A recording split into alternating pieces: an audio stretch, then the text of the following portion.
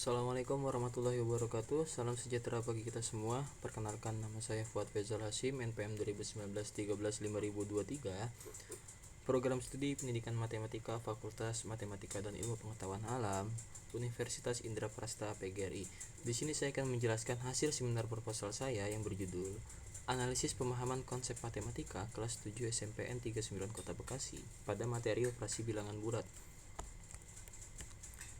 Masuk ke latar belakang yang pertama, yaitu ada pendidikan. Pendidikan merupakan suatu kegiatan yang sangat penting dalam kehidupan manusia.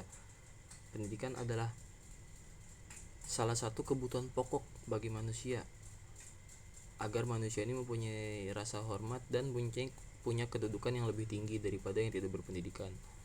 Selanjutnya yaitu matematika. Matematika adalah mata pelajaran yang sangat penting yang sudah diajarkan dari SD, SMP maupun SMA. Selanjutnya yaitu rendahnya pemahaman konsep matematika. Rendahnya pemahaman konsep ini dapat dilihat dari beberapa siswa kelas 7 SMP 39 Kota Bekasi belum dapat memilih prosedur atau operasi yang sesuai dalam menyelesaikan soal, sehingga pemahaman konsep matematika ini masih dibilang rendah. Selanjutnya yaitu kemampuan pemahaman konsep matematis. Kemampuan pemahaman konsep matematis adalah salah satu kemampuan yang harus dimiliki oleh siswa dalam pembelajaran matematika, dan itu bersifat wajib. Selanjutnya yaitu operasi bilangan bulat. Operasi bilangan bulat meliputi penjumlahan, pengurangan, perkalian, dan pembagian.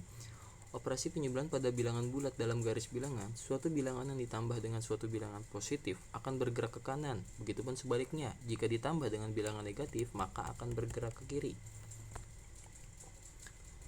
Selanjutnya yaitu rumusan masalah. Rumusan masalah yang terdapat pada seminar proposal saya ini yaitu apa saja faktor yang mempengaruhi tingkat pemahaman konsep matematika kelas 7 SMPN 39 Kota Bekasi pada materi operasi bilangan bulat.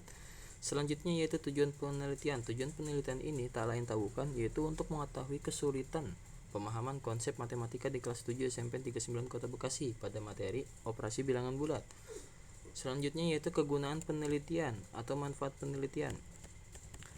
Terdapat dua manfaat, yang pertama secara teoritas, yang kedua secara praktis. Secara praktis ini manfaat bagi siswa, salah satunya yaitu sebagai alat bantu pemikiran kepada siswa agar dapat mengetahui faktor-faktor yang menyebabkan kesulitan pemahaman konsep matematika. Yang kedua bagi guru, dapat digunakan guru sebagai acuan dalam menangani dan merencanakan pembelajaran yang sesuai dengan siswa. Yang ketiga bagi sekolah, hasil penelitian diharapkan dapat menjadi masukan untuk mengatasi masalah pembelajaran. Yang keempat bagi peneliti, selain menambah wawasan, ini juga dapat membuat karya ilmiah dalam mengidentifikasi faktor-faktor penyebab rendahnya konsep matematika. Berikutnya yaitu landasan teori. Yang pertama ada hakikat pemahaman konsep matematika, yaitu pengertian matematika yang sudah dijelaskan tadi. Selanjutnya itu tujuan pembelajaran matematika, salah satunya yaitu untuk memahami konsep matematika. Yang ketiga yaitu karakteristik peserta didik kelas 7 SMP. Karakteristik usia remaja dikelompokkan dalam dua kelompok, yaitu pada remaja awal dan kelompok pada masa remaja akhir. Remaja awal ini kisaran umurnya pada usia 12 sampai 17 tahun. Ini karakteristik peserta didik kelas 7 SMP ini masuk ke dalam kategori remaja awal. Selanjutnya yaitu pengertian pemahaman konsep. Seseorang bisa dibilang dia itu paham konsep itu jika dapat mengorganisasikan atau mengutarakan kembali apa yang dipelajarinya dengan menggunakan kalimatnya sendiri. Nah, itu baru dia bisa paham soal konsep. Selanjutnya yaitu pengertian pemahaman konsep matematika. Pemahaman konsep matematika siswa dapat dilihat dari siswa mengaplikasikan konsep atau algoritma pemecahan masalah. Nah, selanjutnya yaitu indikator pemahaman konsep. Di antaranya salah satunya yaitu mengembangkan syarat perlu dan syarat yang cukup satu konsep, menyajikan konsep dalam bentuk representasi matematis, memberi contoh dan non-contoh, serta menyatakan ulang sebuah konsep. Yang kedua yaitu hakikat kesulitan belajar. Hakikat kesulitan belajar yang pertama ya ada pengertian kesulitan belajar merupakan suatu itu kayak satu konsep multidisipliner yang digunakan di lapangan ilmu pendidikan, psikologi maupun kedokteran. Kesulitan belajar ini gangguan yang mengakibatkan kegagalan atau setidaknya menjadi gangguan yang dapat menghambat lah gitu Yang kedua yaitu faktor-faktor kesulitan belajar ini ada dua. Yang pertama faktor internal, yang kedua faktor eksternal. Faktor internal ini terbagi lagi menjadi dua, ada faktor fisiologi dan ada faktor psikologi. Faktor eksternal juga terbagi menjadi dua, ada faktor non sosial dan ada faktor sosial. Faktor non sosial ini seperti berupa kayak peralatan belajar atau media belajar yang kurang baik. Nah, itu merupakan faktor non sosial. Sedangkan faktor sosialnya yaitu kayak faktor keluarga, sekolah, teman bermain, dan lingkungan di sekitarnya. Nah, penelitian relevan ini bisa dilihat dari atas nama Silviawati dengan NIM 13105042 dengan judul skripsi analisis kemampuan pada materi bilangan bulat kelas 7 MTS S Balimbing. Yang kedua yaitu Nurul Fazilah dan Teguh Wibowo dengan judul analisis kesulitan pemahaman konsep matematika siswa kelas 7 SMP. Selanjutnya, kerangka berpikir. Pada dasarnya, masih terdapat siswa yang mengalami kesulitan pada saat memahami suatu konsep pada mata pelajaran matematika. Hal tersebut juga dapat dilihat dari keaktifan siswa di dalam kelas. Siswa yang tidak aktif di dalam kelas cenderung biasanya tidak memahami konsep yang diajarkan oleh guru, sehingga siswa mengalami kesulitan pada saat belajar. Selanjutnya yaitu metodologi penelitian. Yang pertama ada metode penelitian. Metode penelitian yang digunakan di sini yaitu kualitatif deskriptif, yaitu suatu bentuk penelitian yang ditujukan untuk mendeskripsikan fenomena-fenomena yang ada.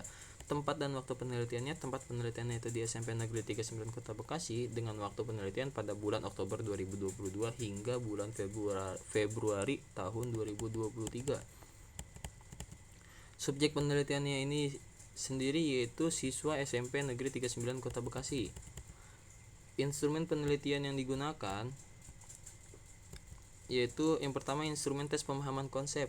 Pada 30 siswa, kami peneliti memberikan soal sebanyak 10 butir soal untuk menyelesaikan. Yang kedua yaitu pedoman wawancara, yaitu bertanya kepada guru serta siswa. Yang ketiga yaitu dokumentasi. Dokumentasi ini berupa foto, sarana prasarana, dan beberapa kegiatan yang ada di sekolah. Selanjutnya yaitu metode pengumpulan data.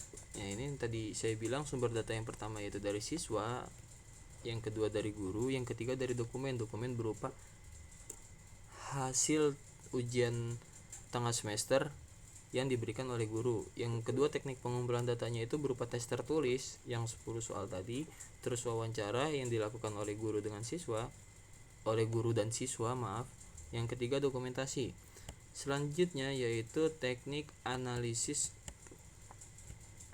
data. Ada data reduction atau reduksi data.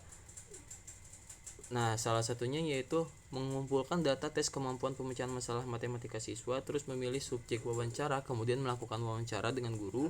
Yang ketiga yaitu mentranskrip hasil wawancara. Yang terakhir yaitu membuat kesimpulan. Yang kedua ada data display atau penyajian data. Nah, diharapkan dengan adanya kita saji data ini dapat memudahkan kita untuk memahami apa yang terjadi, merencanakan kerja selanjutnya berdasarkan apa yang telah dipahami tersebut. Yang ketiga penarikan kesimpulan. Setelah penyajian data dan reduksi data dilakukan, langkah selanjutnya yaitu ditarik kesimpulan berdasarkan hasil cross check dengan guru terhadap hasil wawancara dengan siswa. Maka yang kesimpulan yang dikemukakan merupakan kesimpulan yang dapat dipercaya. Selanjutnya yaitu tes keabsahan data. Tes keabsahan data ini dilakukan dengan dua cara. Yang pertama meningkatkan ketekunan, yang kedua triangulasi. Nah, meningkatkan ketekunan ini dengan cara melakukan pengecekan kembali apakah data yang ditemukan itu benar atau tidak. Selain itu, kita juga harus mengamat secara terus-menerus, membaca berbagai referensi buku maupun hasil penelitian atau dokumentasi yang terkait dapat juga dilakukan kita sebagai peneliti untuk memastikan kembali. Yang kedua itu triangulasi. Tujuannya yaitu untuk meningkatkan kekuatan teoritis, metodologis maupun interpretatif dari penelitian kualitatif. Triangulasi ini bisa dibilang juga artinya itu sebagai kegiatan pengecekan data melalui beragam sumber teknik dan waktu. Makanya ada triangulasi sumber, teknik, dan waktu. Berikut adalah daftar pustaka, yaitu beberapa buku dan link yang saya akses untuk melakukan penelitian ini. Mungkin itu aja yang bisa saya sampaikan, kurang lebihnya mohon maaf. Assalamualaikum warahmatullahi wabarakatuh.